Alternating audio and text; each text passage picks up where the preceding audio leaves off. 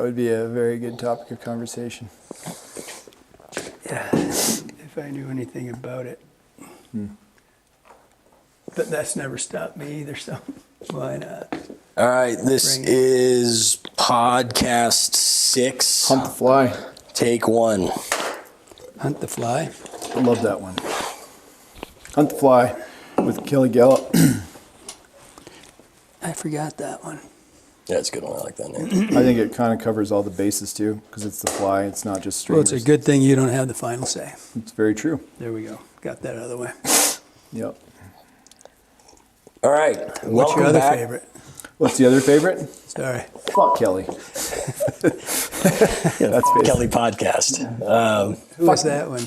That was me. Oh. I just wrote in. You wrote in? Yeah. That's nice. Burner account. See, that's It's called That's the difference between- San Pedro 7984. that's the difference between you and me. I never say things like that. No, you never do. Never put your foot in your mouth either. Long ways up there. Phew. All right, you guys ready? I think so. We haven't started? No. Oh. I thought we already started. No. Jesus Christ. Who's running this show? Do you have to swear so much? Well, I had a great teacher. All right, can we save some of this for when we start? You can use all of it. Okay. So here we are. All right. You properly We're back. hydrated? Welcome back to episode 6. What's your sister's name? Riley? Riley? New chair. Check it out. No squeak. And for all the rest of you are going, God, would he get a Why are you new bringing chair? up his sister? Because she bitched about my chair. She said she couldn't watch it because it's, you know, Gotcha. me fidgeting around and shit. Could just, But your giant ass has got it squeakless over there. But you can't roll because the wheels are all broke. I ain't rolling. There you go. Now we're rolling? We're rolling. Okay. So Did we just start? Just so Riley knows, I kept thinking it was Aaron.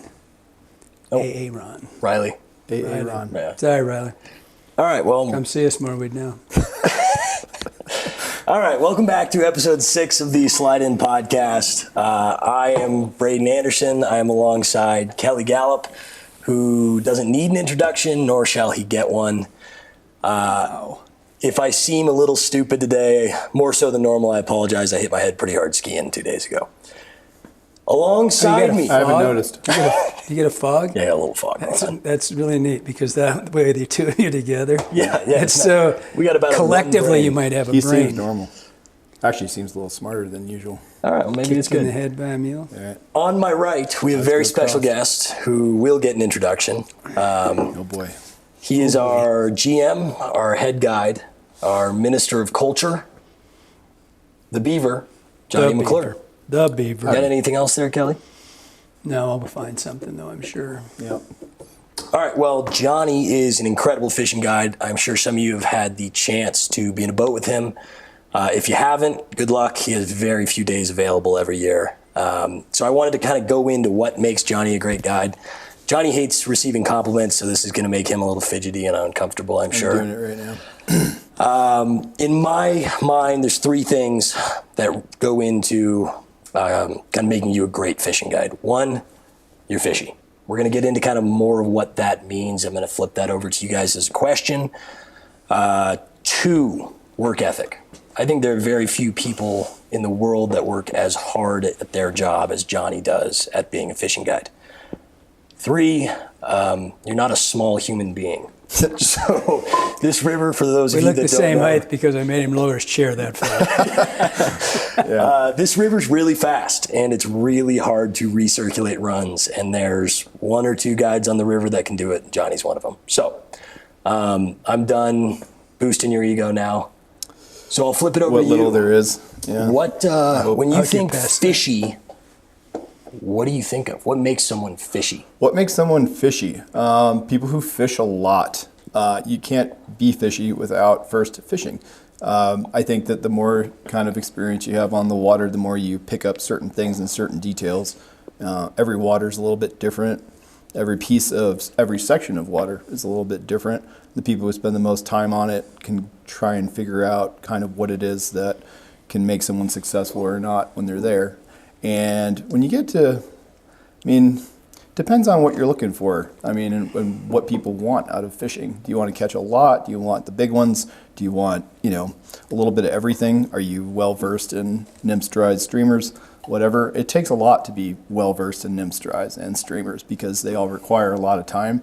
I would say in the recent years, I probably have put the bobber down more in the last 10 years than I did in the beginning of my guide career. So I would say I'm probably more versed on dry flies, dry droppers, streamers. There's probably a lot better guides than me on the river now with indicators, mostly because they're rolling them every day, and I don't as much anymore. It's just not as interesting, but I still do it. But getting back to fishy, I don't know. Just some guys look at a piece of water and they get it.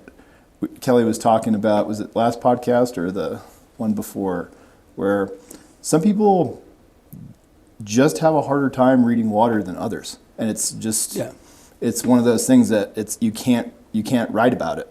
You have to fish. That's how you said time on the water. Time on the water. There's some point where you just see through it, and it doesn't just happen because you walk out. And when you were saying about time on the water, I was thinking about I've become, since last year or so, I started watching podcasts and listening to them. And one of the things that you said was time on the water. And when I thought back, I was watching, I think might have been Carter Andrews or somebody.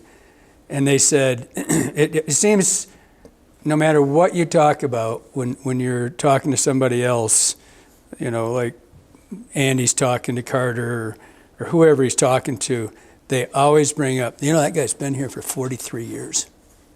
They'll always say, there's like this badge of honor that comes with dissecting water like you did for 24 years, whatever it is you've been here. Well, too long. Too long. But there's this thing about, and we kind of hit that last week, about the guides having to fish that are rule, when we did that rule thing or whatever not the rule, but the reasons for getting you fired. And, how you have to, like, part of Johnny's job is to make sure that the guides don't quit and our employees don't quit fishing. And because then you're a shop rat that doesn't do anything but talk shit.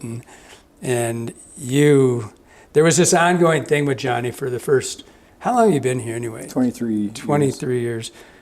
And I'd say, where are you fishing tonight? I don't know. Because it was true.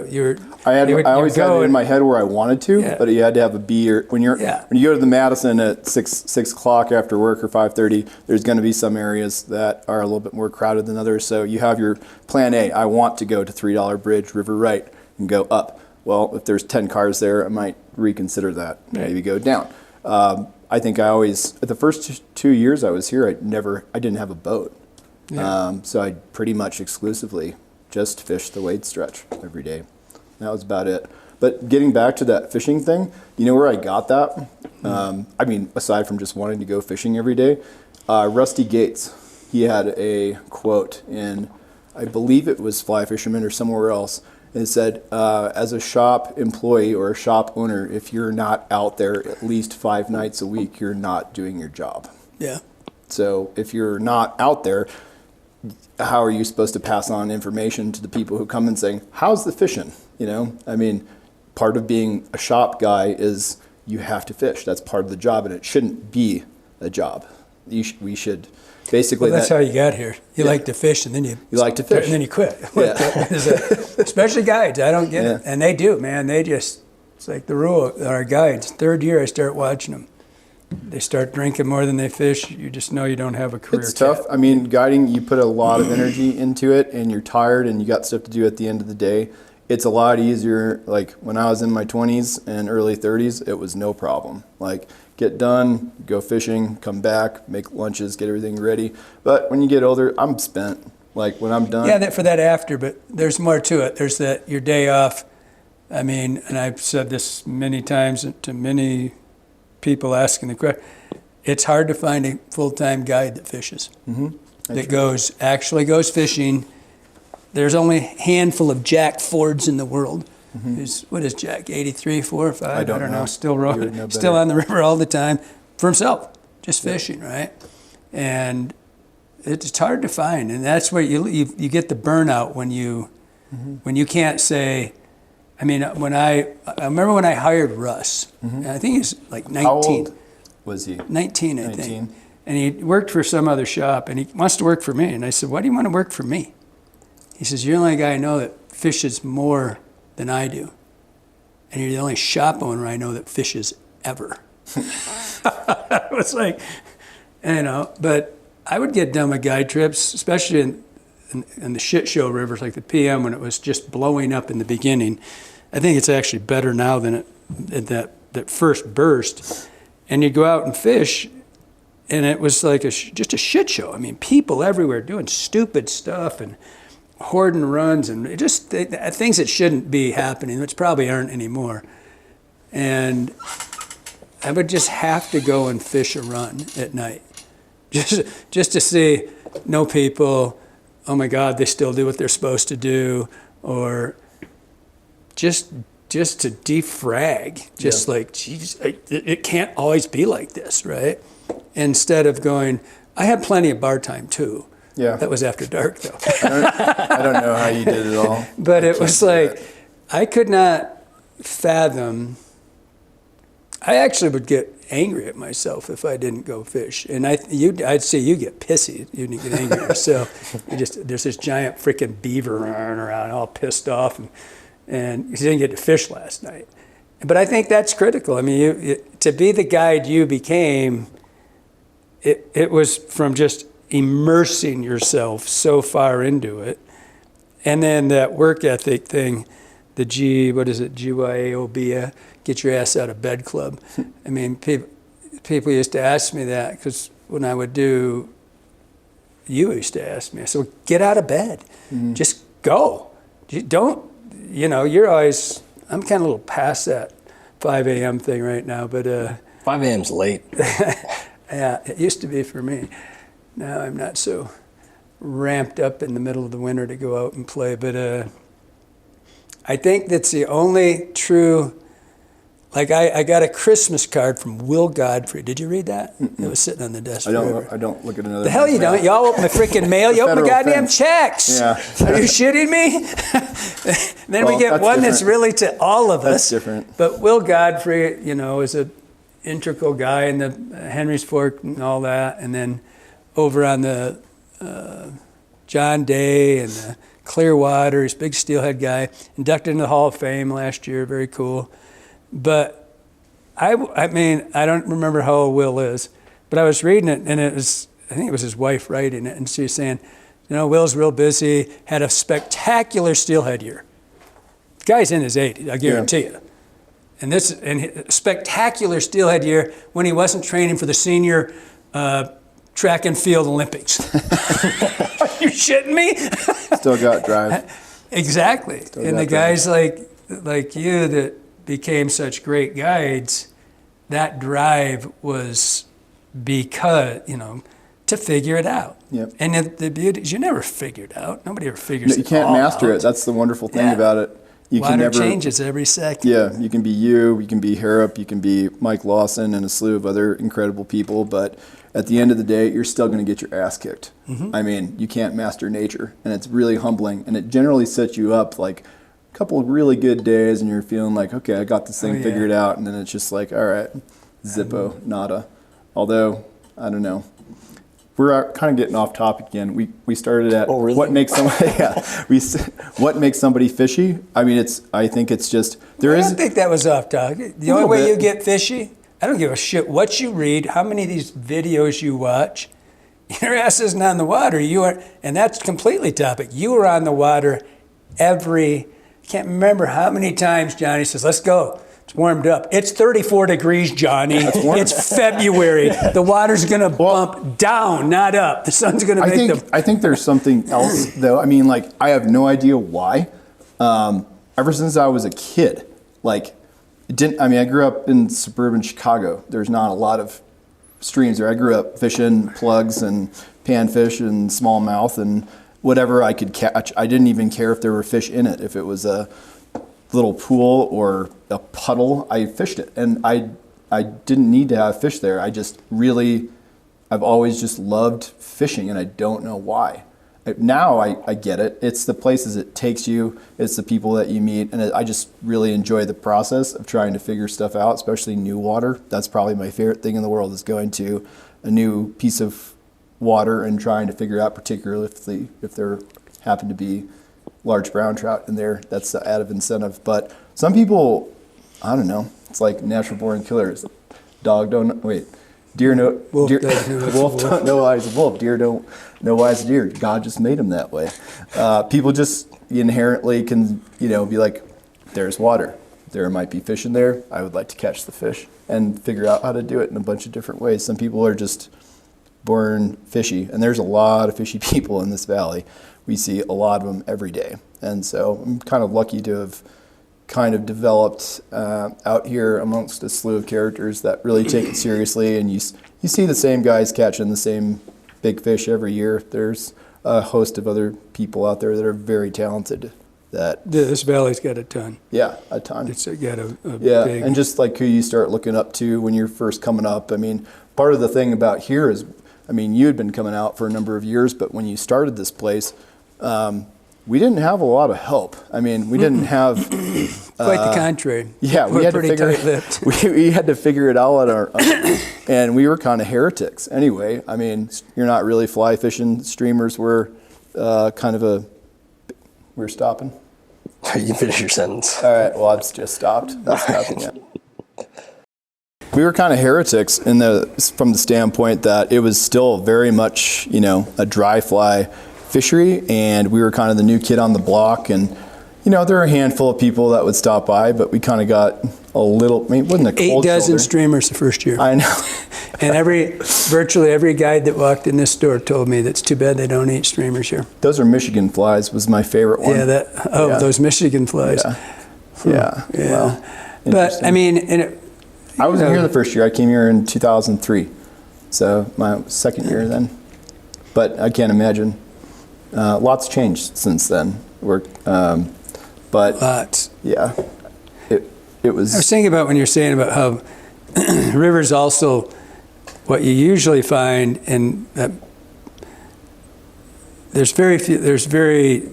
When you get to rivers like this, there's very few, like Joey D likes to try to beat you out. That work ethic of getting up really early. But I was thinking about that, and what really, I haven't really thought about this like we're thinking right now, but when we started, there was not the diversity of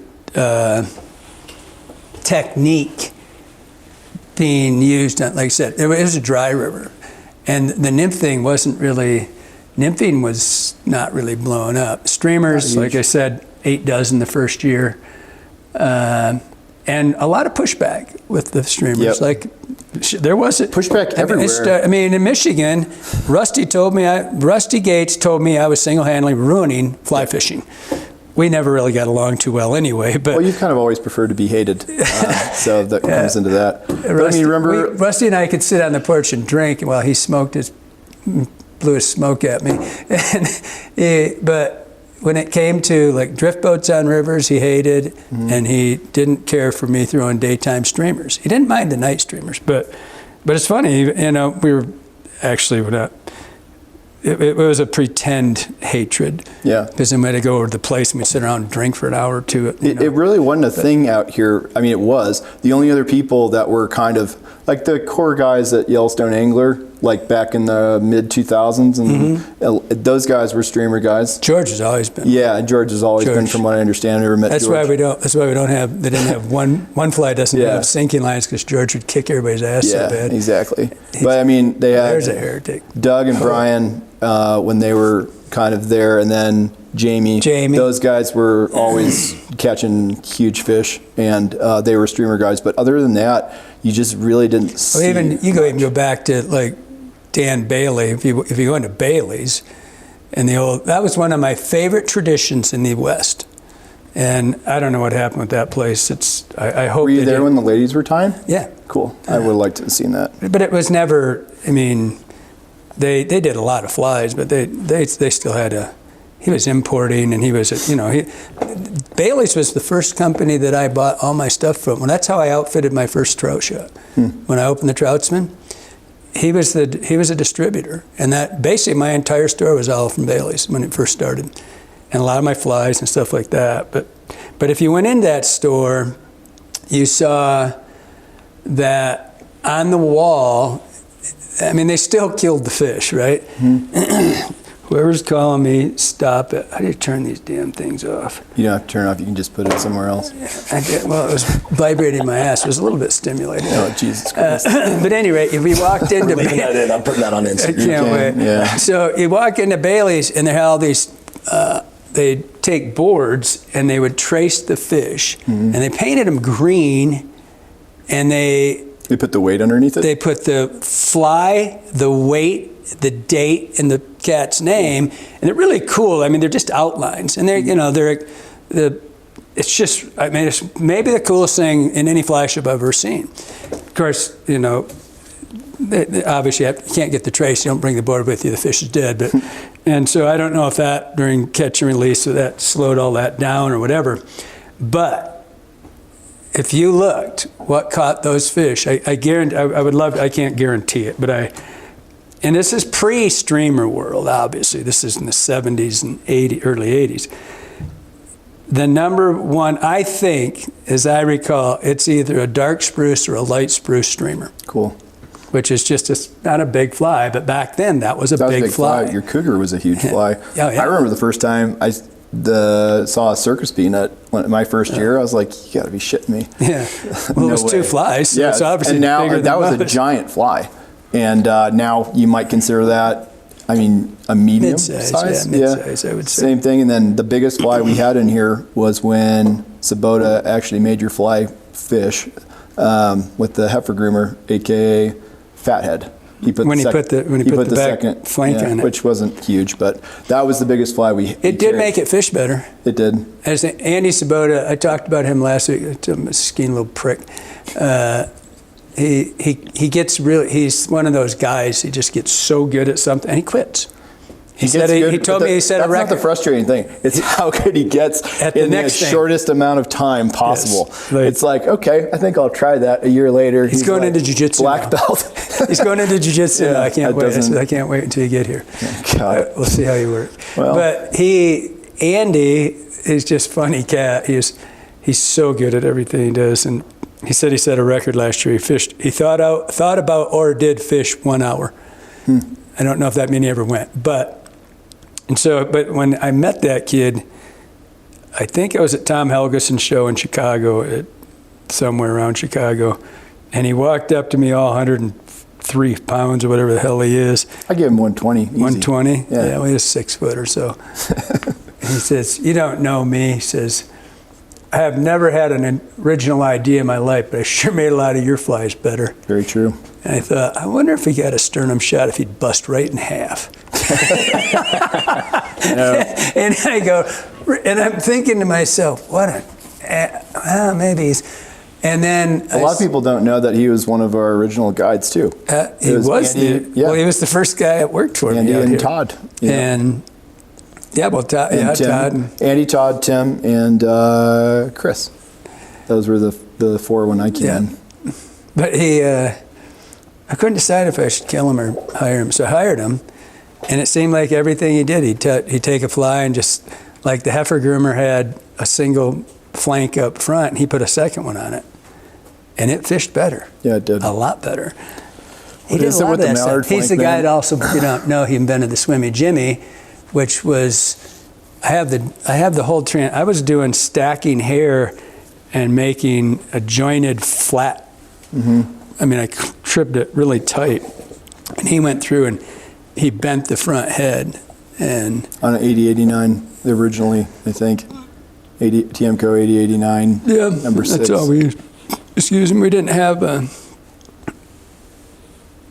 maybe, I can't remember.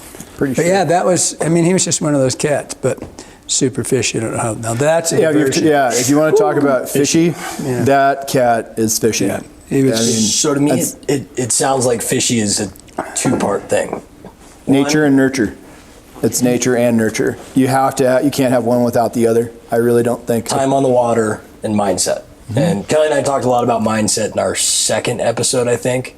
But it's got to be both. Like, you can study as much as you want, you can read as many books as you want, but like, you have to be on the water. But then I think the same thing is true, that you can be on the water as much as you want. If you're not out there trying new things and you don't have the right mindset, you're not going to get well, and that's just getting started. I mean, like, you can read as much as you want, but like, where did those people who wrote it get the bulk of their information? Is it like an amalgamation of all the waters that they fished, or is it one specific Kelly's one? Here, can you use smaller words, please? I'm very, very sorry. Is it a combination of all the different stuff that you've acquired? Because every river, man, is so different. Like the Madison, there's lines in the sand here, like from between the lakes, and then you've got Slide to Reynolds, and you got Reynolds to Pine, Pine to Lyons, Lyons to Ruby, Ruby to Varney, Varney to 8 to Town, Town to Valley, Valley to Lake. They all fish different. They all have different bugs, different densities. They like certain colors. So just in that river, there's 6 different areas where you kind of have to be on certain sections to see how you figure that out. Now you go to a river like the Yellowstone. I know I used to be obsessed with that river, and there's like 50% of it that's got trout that I've never even fished. So from Immigrant down to Big Timber, I feel comfortable there. Never fished above Immigrant in my life. Never been below Big Timber in my life. And people fish it all the time. So, I mean, the amount of time out here that you have to spend, I mean, that was the biggest thing that I realized was like, if I was 16 and I had $100 million and I never had to work a day in my life and I could fish 250 days a year, I wouldn't be able to learn 20% of what's out here within a 3-hour radius. Especially when you throw down a Yellowstone-sized river. Well, I mean, that's not counting the lakes. A couple of the sections on Yellowstone are as long as our river. Exactly. And that's only one side of the friggin' thing. Yeah, how do you want to... you got to hit the rest of it. How do you want to spend your time? Like, do you want to get to know it all? Do you want to, like... I mean, obviously, you have to spend the first 3 years finding out what resonates with you. But... I mean, after that, do you want to just see it all? Or do you want to take like 6 or 7 of them and really get to know each and every spot? Because a lot of the freestones here, you might fish them at 8,000, you might fish them at 500. Right. And all the different float times, all the different inconsistencies, all the changes that happen over the years, it takes a long time. And so that's what's it's a blessing. It's not a curse, it's a blessing, but you have to have some idea of what you want to do out here. I think that's really true. Well, I'm going to color while he talks. What? Kelly's You're going to color? The color book, okay. I was thinking about something else on that. Like what? Well, I just don't know. It's off track. I was letting you go, but saying we were talking about how people get good, and it's like when you just covered a million things there, and I was thinking that in a lot of rivers like this, what I think elevated you and a handful of other guys, like other than work ethic, was, and I was thinking when we were talking about the Yellowstone, and I got thinking about what a great fishery. When I first went to the big, and I was there the day after it opened. I was here fishing. I heard about it. Went there. Oh, you mean on the Bighorn? On the Bighorn? No, the Bighorn proper. Gotcha. Below Yellowtail. And what year? That was 82, August 22nd, I think. Something like that. And that's where I met Mike Craig. And he was there too. He was here. I think he told me he was going to buy Cameron. That thing's always been for sale, right? In the old days, you could be the mayor of Cameron because the post office was inside the bar. And you buy your way into politics. Exactly. I've never heard of such a thing. Yeah. A supreme, a dictatorship. And so, but the greatest dry fly fishery in the world, if you ask me. And what I saw, and one of the reasons that you're not like a lot of the guys I see that just totally just die, some of them physically just die from alcohol and drug abuse because they're just so bored. And that was where I used to say people go to the Bighorn to die because it's so good, so easy. But what I saw happen there, that the greatest dry fly fishery I think that's ever existed, guys started chasing bobbers because it was easier. and they quit. The difference in being, to me, a great guide, you can be a great bobber chaser, you can be a great streamer guy and do nothing but streamers, blah, blah, blah. Any one of the disciplines you want to choose, but you didn't do that. You kept doing all of them. And what I see, and that's where I see the burnout. When you say, you said you chose not to chase the bobber, or as much. In the beginning, you kind of have to, because you're trying to find your fish. Yeah. That's how you do it. But then you watch rivers become pretty much exclusively catch the fish, and the bighorn being, to me, the single, well, at one point it was fish count and all that, the biggest there was, but the single best learning tool in the history of the world. You could go there and you could follow an emergence. You could go, you'd have to, your net it has shrimp everywhere and scuts. I mean, it's got all this, just a plethora of things that could make it a great fishery. And so you could do everything. You could follow the hatch, and you could nymph, you could swing an emergent, you could, however you wanted to fish it, dry dropper, total dry, spinner, go back and start all over and swing. You had everything possible, and giant fish and the highest fish count other than the green in the world, right? And so, but what happened? You watch guys started chasing bobbers and killing themselves from drugs and alcohol afterwards because they just didn't want to go do it. It was too easy. Well, it's not easy if you take it through the whole frickin' thing. And on rivers like this, and a lot of great rivers, you see people get kind of locked into a technique specifically to catch fish.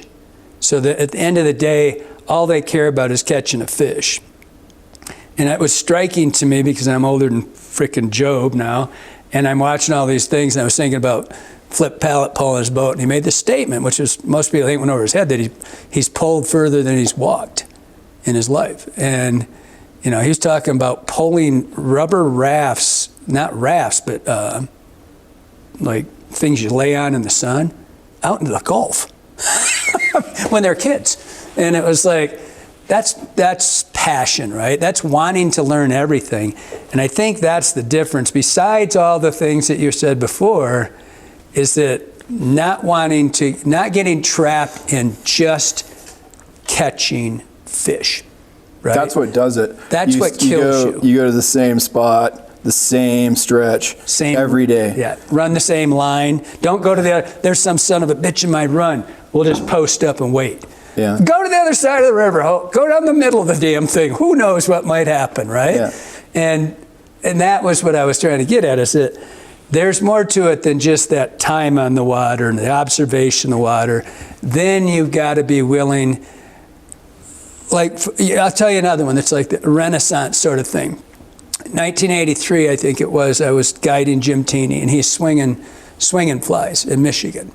Nobody swung flies in Michigan. Teeny flies? That's all he ever fished. Yeah. He's never fished anything since 73. He's never fished anything. Would you like to at least explain to people what that is? People have no idea what a teeny nymph is now. Well, if you don't know who Jim Teeney is, you're pretty new in this bit. I mean, there's a lot of new people. Jim is the guy who integrated sinking lines. Jim is the guy who integrated, in the old days when we would swing, we would have lead core heads, right? And you kept them with you, and who knows what you use for your line. A lot of people just use big level lines, but you would keep a leader wallet, and Jim integrated those so you had a T 130, 200, 300 connected to your running line. So he's the guy who did that. And then he came up with the world's ugliest yet effective fly, and it's called a teeny nymph. And Jim was a legendary angler, and he still is. And but his deal was he only fished his fly. And he's got I don't know how many world records on it, but just all that's all he did. But Jim came back when I went the second year I was in business and and he came back because I bought a lot of lines, and they didn't sell lines in the East Coast. I ordered 3 130s, I think, and 6 200s and 300s, and I'm just opening, right? And he says, "How many do you want?" And I thought I offended him. I'm not selling you 12 lines or whatever it was, right? And I go, "Isn't that enough?" He goes, that's more lines than I've sold that side of the Mississippi ever. I'm like, no shit. I said, well, come back. And he did. He came back, did a seminar at the Detroit show, and he fished with me, and he swung, which got me into swinging for steelhead more. But at that point, we were, for all the Euro nymph people that think they invented we were running Amnesia in the late 60s and 70s. Not Amnesia, it was whatever gold Stren came out, that was a big one, or Stren, I mean. And then we went to, Bruce Richards and Ray Schmidt designed the competition that they call now, but was a 023, 027 running lines. So we're running swivel, double fly, slinky rigs were new, that was coming out, and all this stuff. That's how you fish steelhead. Yeah. You nymph fish steelhead with eggs, basically. And then now, all the guys your age or your generation says, well, and it was Walt Grau was the first guy to spay fish, maybe one of the first guys in the States. But there was a lot, Feenstra and a bunch of those guys started saying, well, I've had enough chuck and duck. I've had enough of pretending I'm, fly fishing when I'm running monofilament. And it's not, right? And so and here comes this whole new generation of cats just swing now, right? And that can become pigeonholed too, where if Very that's much all so. you do, that's all you do, Yep. right? But yours, you kept going with it, right? And you kept not just nymphs, not just dries, not just streamers, which everybody thinks that's all we do. And you learned and you followed your hatches. That's what makes great anglers. What makes great dogs is a muzzle. We've got a barking dog, so we're gonna come back to this in a moment. Okay, we've got the dog inside. Hello, Ellie. Sure she'll want to go back out in about 30 seconds. 30 seconds, 35 maybe. She might go in the back and sleep. But to that point, when you think about when I grew up, man, if you didn't know Latin and you couldn't basically explain an entire hatch process and follow it, you weren't there, right? I used to make flashcards when I first got caddis flies from LaFontaine, and I knew all these caddis names and I knew all these mayflies, and then I remember thinking, like, at what point is this really going to help me become a better angler? It's not. I need to identify 4 basic bugs, approximate size and color, and how the fish are eating them. And I've forgotten all of the Latin. I have no idea what it is. What's the point? Yeah. But the difference. Except then you'll get the cats that walk in that expound their Latin and get them all wrong. Well, that was the reason why I wanted to learn it, because people would come in and say, "Where are your brachycentrus?" And I was like, "Okay, well, maybe I got to next learn to a the little mints." Bit. Oh, yeah, exactly. I do like Artopsyche grandis and Ephemerella grandis. Those are the 2 that always Green Drake, and that was the great gray spotted sedge. And then they renamed everything. Yeah. And they reclassed everything twice, I think, since hatches are the first ones that came out. It's cool. But it's a hobby. Yeah. It is, and it's not the knowing that. It's the understanding. This bug swims to the top. This one pupates. When? This one does this Where? at what time? At this temperature. And that was so critical to modern dry fly. When I'm always talking about the inception of, when trout strategies and selective trout came out in the early 70s, everybody started following that. And then it went, and that's one of the things why I'm picking on the Euro guys, is that the Euro nymphs don't look like anything. And they're fish basically, but they eat the hell out of them. Yeah. I mean, you can't deny that part. And so there's the point of understanding. And I always I like to equate it to other things, because in the general tackle that everybody knows their bait fish and what zones they go in and what time. And if you're a hunter, you learn your animal. And one of the things that kind of where I was going with that whole pigeonholing yourself as just a Euro nympher or just a streamer guy or just a dry guy, it takes that away. It takes a lot of it away. And that's where the burnout comes from, people who just just do that. That's what they do. I nymph fish. You can't take that away from people, though. I mean, No, you got to put fish in the I've never said, no one has ever asked to be born. We're sort of brought into this world and said, here you go. What do you want to do? Does that make you happy? Is that what really completes the circle for you? Have at it, man. I mean, if that's what, at the end of the day, if you don't want to take it forward, or what is forward, more power to you. But for me, I've always liked moving on to another chapter to try and again, you never figure it out 100%, but once you start to feel like you have your finger on the pulse of a certain type of river, a certain hatch, a certain time of year, and you can basically look over a period of years and say, these are consistent changes that I see, and I can see results based on my catching ability or something like that, then you move on to something else. I like to keep it fresh. I think one of my favorite things to do, or like when people say, how do you stay hungry when you're guiding? I've always said, you basically need to change up the water. You really do. I try never to fish the same spot, the same section, probably more than 3 days in a row. If I can, I'm lucky that I can do that. Sometimes you can't. I mean, there's people in Idaho where it's, 3 times, you can only put 3 outfitters or 3 guides per outfitter per day at certain ramps. So somebody on the lower end might have to fish the same stretch that they maybe didn't choose. But at the same time, when you're younger, it doesn't matter, because the first 3 or 4 years, you should be as hungry as you ever have been. After that, it just kind of depends on your personality and if you think this is for you or not. But I like to always try. We were talking about the burnout, though, and and the way you burn out is go job. It is a job. I mean, go don't get me after wrong. beta 3 mile in the Bighorn every freaking day of your life. Yeah. And run the exact same run, or run Lions to Pal every freaking day. And some only do this. Yeah, some people. Yeah, but do it when well. you see them, they don't fish anymore. That's my point. Is that the difference is, if you go just as that, you're not learning. There was a guy over on the Bighorn Gale, and he wouldn't allow it. And he's the only guy I knew that fished, a lot. And he kept logs, and the bugs are the same. It's always the same. But he didn't let it turn into go and punch the clock, go to the factory and put the hubcaps on the car and get out and go home and drink and, beat your dog.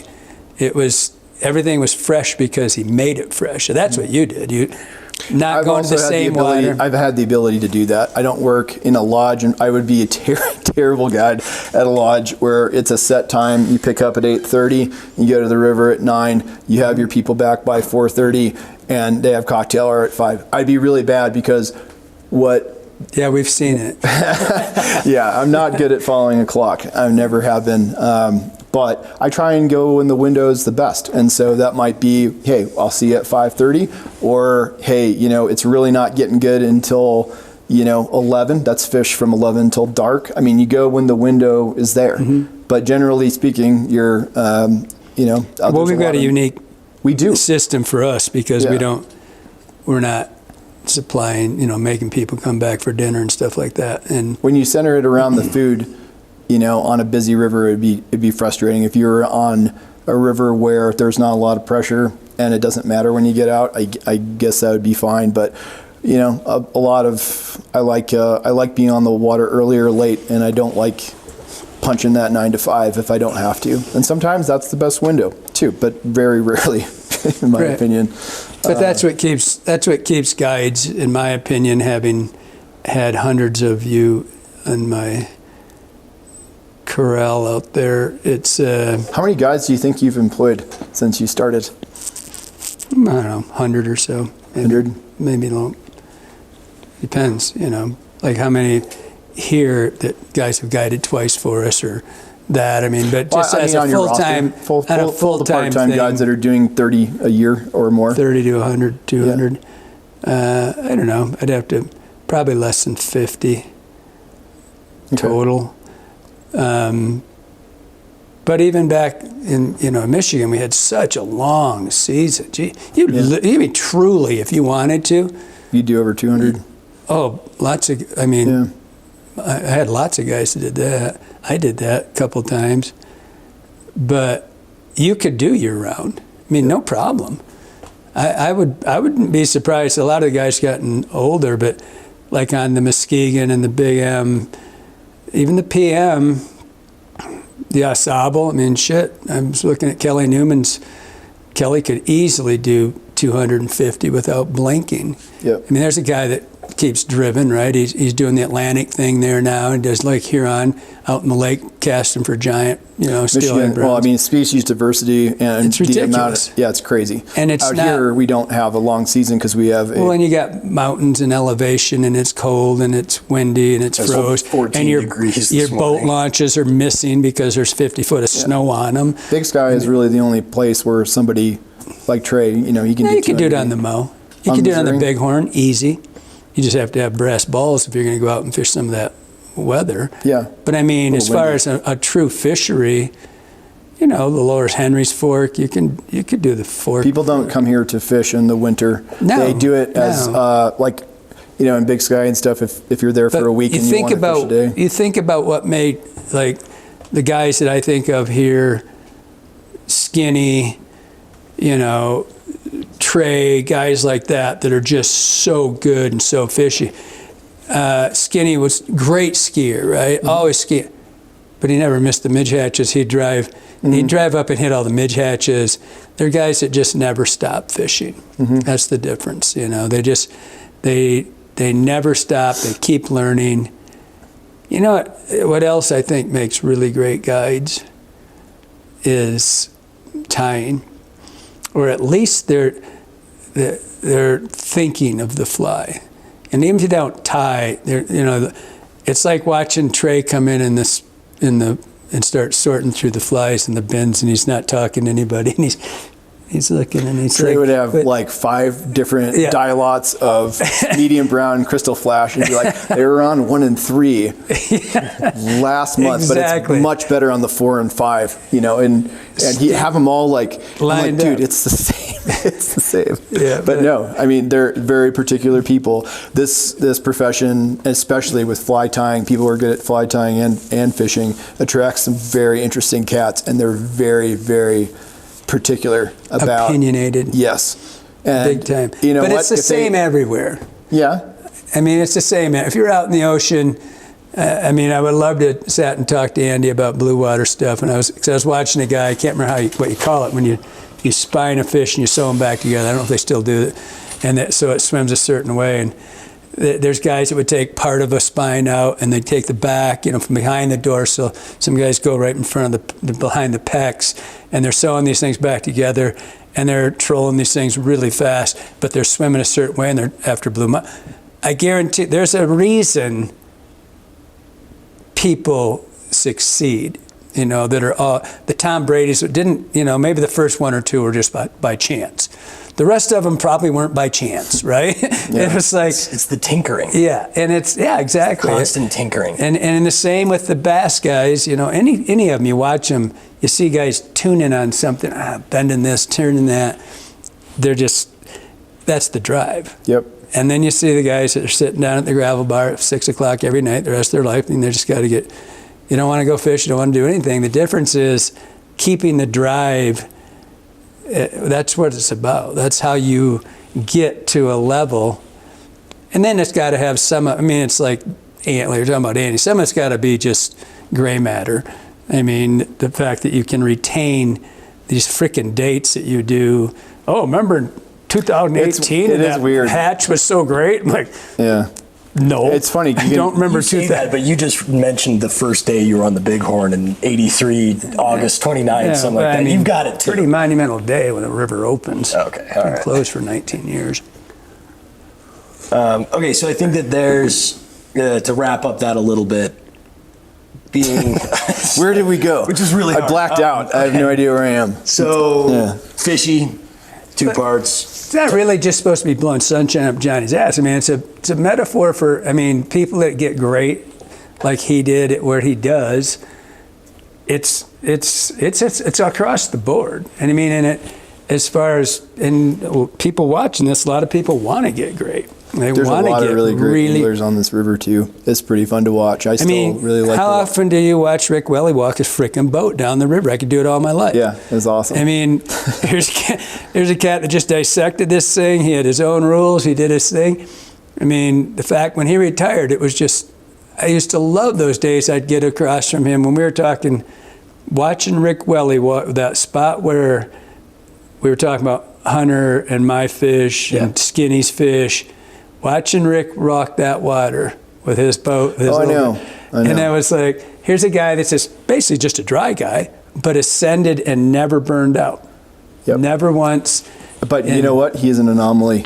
I mean, he fished lines to windy or lines to pal and every time, and he never got frazzled by everybody around him, because by the time Rick put in, there were 100 boats around him, and by the time he made it down a mile, there had been about 4 hours that had passed. And I would do, on my second run, I would go down and be like, hey, Rick. And Rick would be like literally a mile and a half down from where he started the first time. And so there's two different ways to do it. But when I was coming up, But he I kept remember his passion.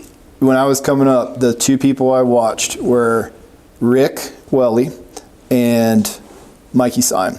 Yeah. And those are the type of people when you're like, what are they doing?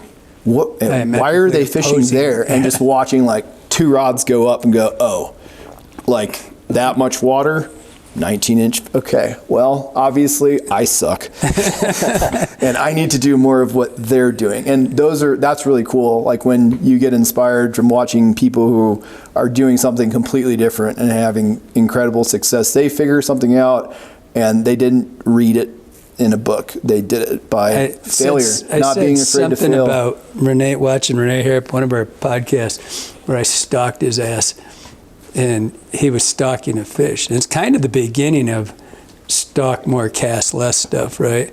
Yeah. Watched somebody when they're that good.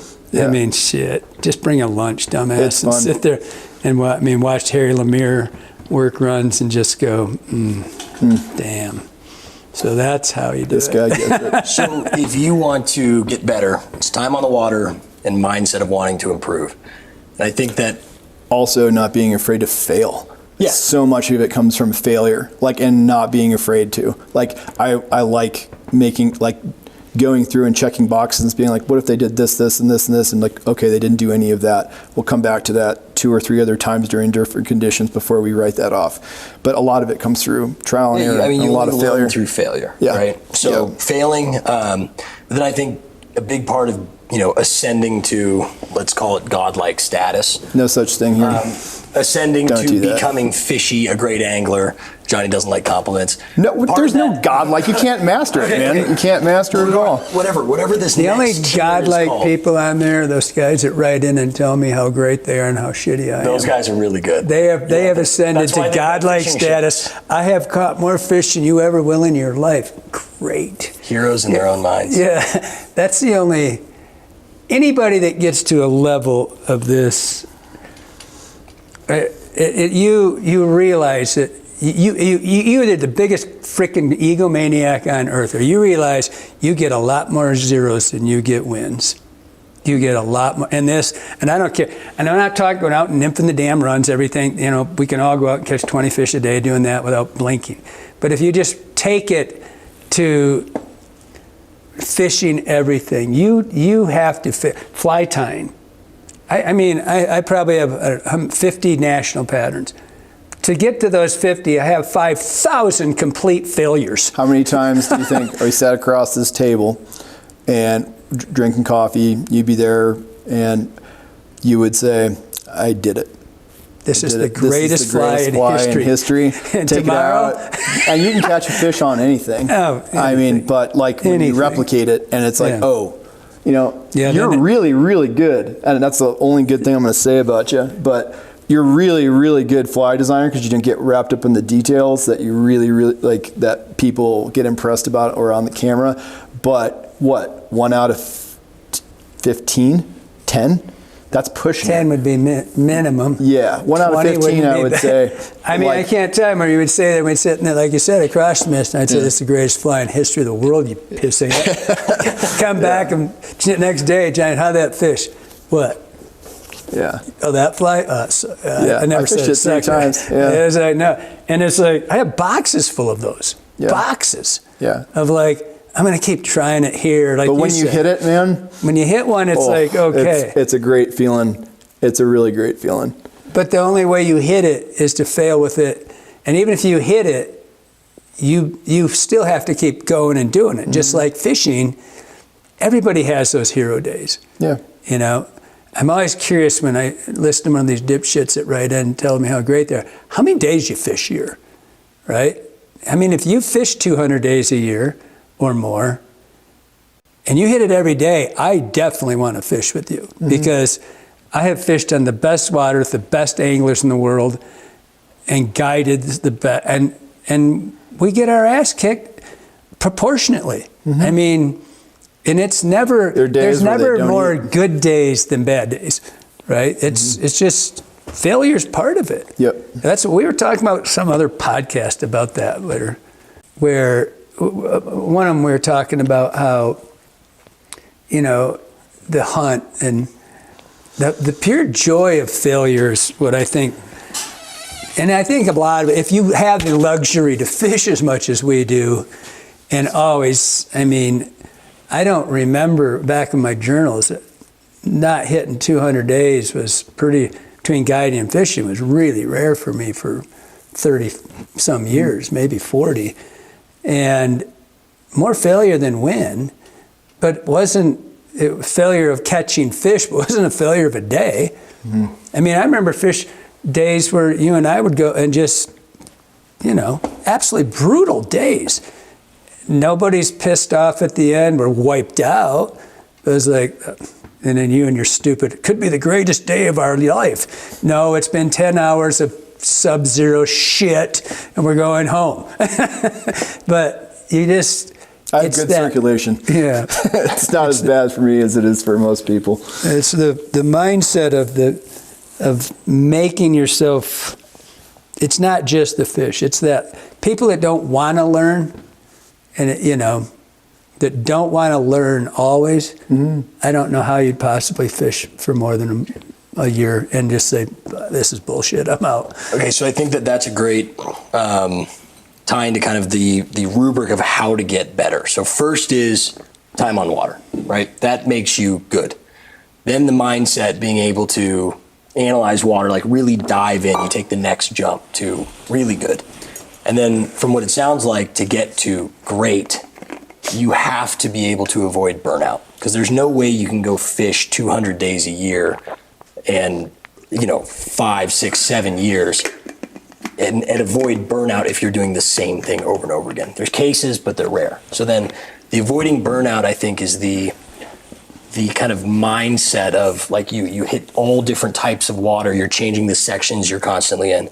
I think another big part of it is why you're going fishing. Like, is putting fish in the net the goal, or is learning and improving the goal? I think it changes based on how long you've been doing it. I can't deny that when I first got here and you're on the Madison River and you have all these different options. I mean, first thing I want to do is catch as many fish as possible. Yeah, absolutely. And most of that was nymphing and trying to figure out all the different nymphs. We have tons of nymphs in the store. Also tells you where your fish are too. Correct. Which gives you your confidence to go out and fail. Right. You've got to be able to catch fish before you can go not catch fish. Right. Yeah, like on the hunt for big fish, that was one thing he always said was basically, I fish bait, and then I figure out where those fish are. And then I go back with artificial. Huh? Yeah. Yeah. And, bait, lures. No, not you. Hunt for big fish. Oh, with the Larry Dahlberg show? Yes. Yeah. Absolutely. That's how I did it. That's how we all did it. Yep, me too. You fished. But I think... most in the old days, I think people fished more, at least where I grew up, I mean, and you started fishing bait, and then that taught you where your fish were, right? And then you, if you were lucky enough, you threw spinners or something else, and then, because people surely, it's not like today, nobody started fly fishing. I mean, that was 1 out of 1,000 people. And I've said this thousands of times, I've never seen in the old days, it's different now because kids do start fly fishing early, but I never saw a really great, my generation and probably down to about you, seriously great angler that didn't start bait fishing, that didn't learn to stock. Well, we all start, like, that goes back to the nature versus nurture. The nature is like some kids are just born with the rod in their hand. That's what they want to do. That's all they think about. I found some, like, my mom was getting rid of all this old stuff in their house, and they had all these notebooks from like 3rd grade, and she saved everything, and all it is just fish hooks and just like scribbles. Obviously I didn't learn anything, but that was on my mind from a very early age. But I think, getting back to that subject, I think everybody starts off wanting to catch a lot of fish, and then, you know, it's like the law of diminishing returns. When you have those 50 fish days for the first time, it's like, whoa, this is incredible, you know. And then it's like, okay, do I want to continue to do this? Do I need to catch 50 fish? Do I need to catch 100 fish? I think you do in the beginning. Yeah. If I caught 50 fish, I'd say, I wonder if I can get 80 tomorrow. Yeah. You know, but that's, and as a guide, you know, from a guide perspective, that's your job. Yeah. But you also, that's where the burnout can come. Chasing just the number. Chasing the numbers. And then, because it's kind of what I'm kind of always picking on the Eurocats about. Yeah, you catch a lot of... the competition is based on numbers. You catch a lot of fish, and then you say, but it's not, and I watch, and I do it too, and their day, you know, it's a blast to go out and catch a whole ship ton of fish, right? But then I'm seeing the guys who are going to stick, or gals who are going to stick in this, are going to be the ones who last year, this summer, I had 3 different guys that I can think of who said that they just burned out. And they wanted to figure out this dry fly thing. Yeah. And these guys fished here for... They got a whole new chapter. They fished for 10 years, and I was like, holy shit, you mean this is all you've ever done? Yeah. Yeah. Really? Yeah, and then you get to progress, and you get to go figure out a whole new chapter, and then you get to streamers, and it's hard to be a really, really, really, really good at all 3 of them, because they all require a lot of time spent. And if you're just doing streamers, or you're in dries or whatever, it takes a long time to really catalog all 3 of those. But go ahead, you're going to say something. I just remember first time I came out to Montana, I hired a trout spay guide when I was learning how to do that, named Lawrence Stumke, Bozeman guy. And he told me... Lawrence worked for us for a while, didn't he? Never? So. I don't think so. He's a great guy. He was hanging out here. He walked me through the kind of, as he saw the progression of the average angler. And when you start out, you want to catch fish. Then you get to the second stage, which is wanting to catch a lot of fish. Then you want to catch big fish. Then you want to catch the fish, whether that's permit, steelhead, whatever that is. Robert Travers, the guy who wrote this. Okay, yeah. So Lawrence was what I told it to me, and then the last part of that is, that you get to a point where you just want to have fun fishing. And I don't think it's true for everybody. I kind of jumped around those levels, and I'm somewhere in the middle still.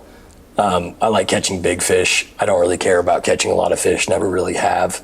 But I think that it's a general outline that people tend to kind of follow. Oh, I agree. And it comes full circle, and it's like what makes you happy. I personally, if I go fishing, I'd rather be in an area where I know I have a shot at a giant and not catch anything than catch 20, 16 to 18 inch fish on whatever. I love the winter because it forces me, it's the only time I fish 5X, sometimes I fish 6X, and I go from chasing big fish all fall to basically carrying a fly box with 4 patterns and fishing dries or dry dropper to rising fish for an hour to 2 hours a day during the heat of the day. No early morning, nobody out there.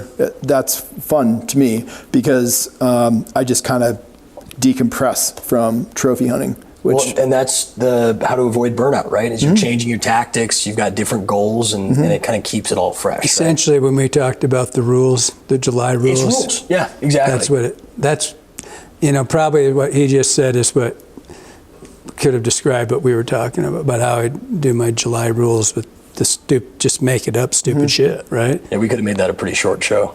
It really was. I mean, we could have just said that. And it is a decompress. It's a decompress, but it's also when you only get X shots, you're going to make them work.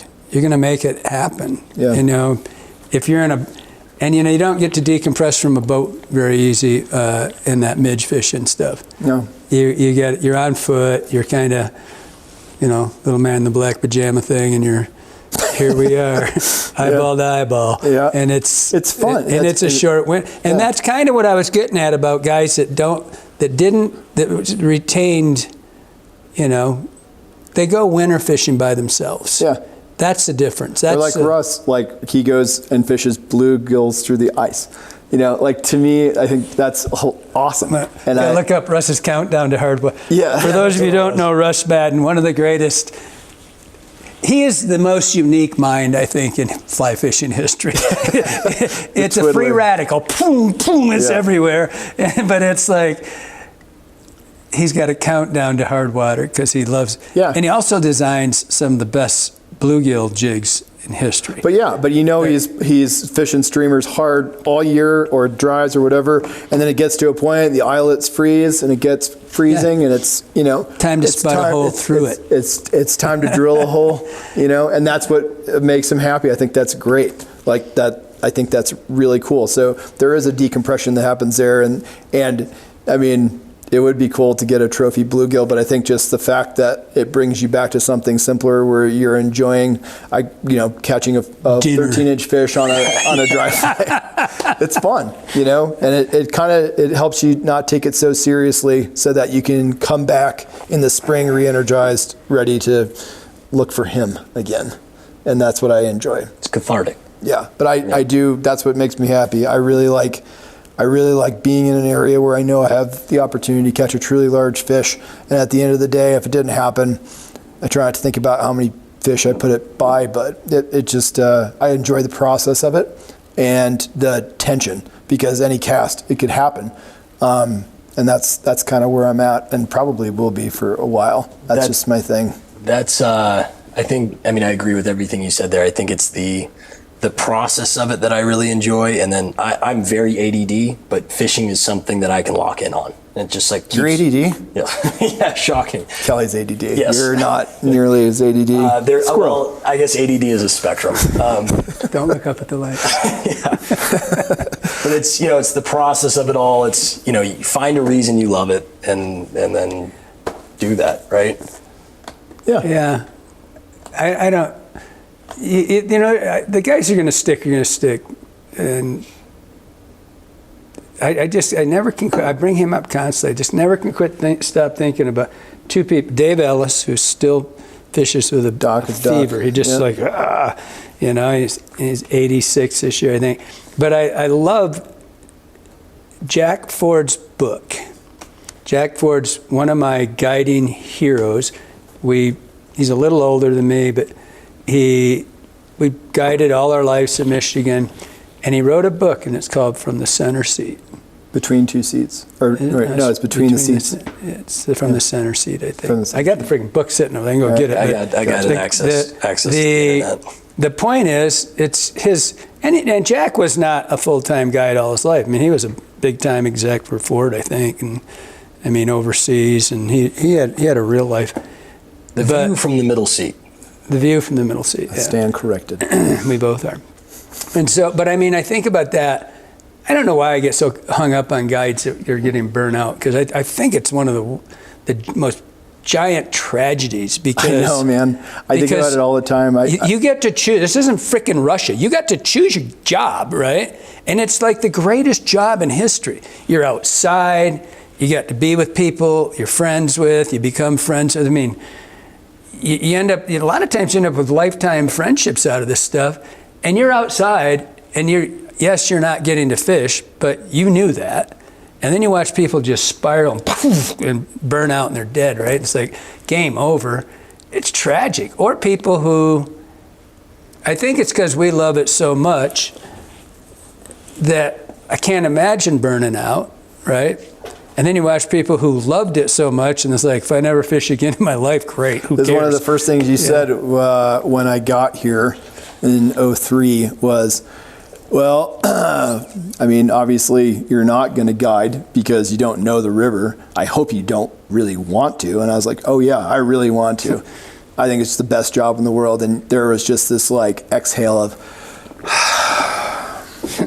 like a million different things going on in your brain that I had no idea what you were thinking about. And because I idolized it, and I idolized the people that did it. I thought these were like, you know, and there are, but there are also a lot that they get into it, and you kind of wonder after about the third or fourth year, like, do they really enjoy their job? I just can't imagine, like, not. I get up in the morning and I'm still excited to go to work. And that's another thing too. People are like, do you guys follow the barometer? Do you follow your lunar cycles? And I say no, and I do it on purpose, because if I never want to know if I'm gonna hit the minor or the major or whatever. I have to go to work, right? And I want to go out every day thinking I'm gonna try and figure some stuff out. And I would hate to go into it going, you are gonna get your ass kicked. I would prefer that at the end, not at the beginning. But getting back to that, I think that if you really like it, there's ways to differentiate yourself from everybody else, figure out what your program is, make it work for you. And if you don't like to do something, don't do it because your clients need it. Make them better at something you enjoy. And in a way, you're trying to show people kind of your enjoyment and your world, and take them to different pieces of water. I have people that live around here that I've taken that said they've been here 25 years and never fished below Palisades. I'm like, you've got all this incredible river, which for Palisades, if you guys don't know, we're in the upper river from the Quake Lake down to Palisades. It's probably 20 miles. There is another 25 miles that they've never fished, essentially all the way down to the lake. There's another one down to... And then there's another one down to Three Forks. Yeah. So, I mean, there's all this water.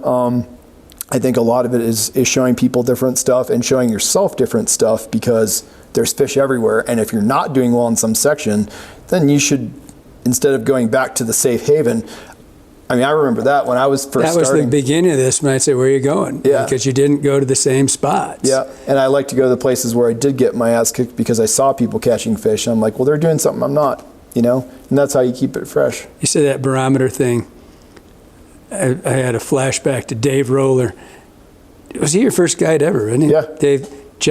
Dave's bigger than Johnnie. I actually, yeah. God, he's got... Hard to believe. Oh my God, he's just a big dude. He is such a great guy. But Red Man Bend, below Branch Bridge, and I used to always... Dave could I was always quitting chewing. I finally did it but I chewed all my life, and I'd get down to the river, and I'd be like, okay, I'm going to quit. This is my week to quit. And I'd get down there and I'd see Dave, and I'm like, dude, you got any chew? And one time, Red Man Bend was just a run that we set up on a lot. And I'm jonesing for some chew. And we both chewed Red Man. And he was always on that run. You couldn't beat Dave to the river. I tried it once. I got up at throw my guides. I just got up at 4:30. I said, I'm going to beat Roller. I didn't want his run. I just wanted to beat him. Just to say I did it once, right? And I get up and we launch a boat, and I'm like telling guys, hurry up, get your shit down here, You got to run this truck up. Run up truck up top. That was at Green Cottage. And it was going to Waddell's on the PM. And I run up there, and I get down, and I get back in the boat. I said, he's going to be so bad. Can't wait. When he shows up, this light turns on. He's 20 feet below me. He's there the whole time. He goes, had a feeling you're going to try that. Oh my God, something beat me. And he waited for me. And he just sat there. I was like, who does... What does that have to do with the barometer? Nothing. But all right. He was just this guy, right? And so I come down to Red Man Bend, and I've been getting my ass kicked. And I'm just especially when I was getting my ass kicked, I wanted to chew. And I don't have any chew. And come down there, and I said, well, Roller will be down at this run, because he's always down here. Dave would run. He'd go out at 4 in the morning and sit up and wait. And he basically fished maybe 2 runs, And he just knew him, and it was real easy for him. And he'd go down. Steelhead season? Huh? Yeah. Okay. And so I get down around the corner, and I don't see his boat, and I'm like, oh my God. And I'm dying here. And there's a bag of red man hanging up a tree on a hook. Fresh, brand new bag. Knowing I would be behind him, right? He was like, yeah, that's psychic. But anyway, I've got my favorite run on that whole stretch. And I got fish. I can't buy a fish. They are just, whether it's barometer, whatever it is in the world that tells fish they kiss our ass. Off. And I get down, and it was spring. And, a lot of times when it's going to be warm and you've got snow and, swamps, water, and it warms up, you actually drop your water temperatures because the stuff comes in and it'll drop it. And I'd stepped on my thermometer and I was like, damn it, I can't figure it out. And I'm not, a little bit of looking for a Band-Aid for your ego. And I come around the next bend or so and I said to Dave, because basically summed up what you just said, I said to Dave, I says, did you take a water temp? He says, doesn't matter. I'm here 8 hours no matter what. Exactly. He said, I gave up on that a long time ago. And it was like, exactly. You're just going to fish and you're going to take your lickings. You're going to take your wins. We do have a step up on you guys from back in the day. I mean, now that we have the wonders of the internet, which is not without its evils, probably more evils than positives, but we have an entire USGS site dedicated to water flows and temperature, and we can plan our day accordingly in ways that you guys never were able to. So if it's going to be a cold night, 15 degrees colder than the night before, you're going to have a plunge in water temperature. You're going to know that bite window is probably going to be not great at first light. I'd prefer to be in at first light. Well, maybe we'll get behind everybody like this fall. You had your first light bite, sun come up, 8 o'clock to 11, wouldn't chase. So I was just like, all right, let's go when it's good, and you can look at the graph and go, okay, we're about a half an hour before it starts getting up into the, mid 40s or whatever. And our bite window was, noon to dark, and you can plan accordingly based on that. So we do have all these, tools and information and that's really the only one I use is graphs for water flow. Some rivers fish better on a rise than others. Some don't fish on a rise. Some fish better on a drop. Some it wasn't that hard. Yeah. Back then. You look at a stick, went up 6 inches. You knew if you could. We've always had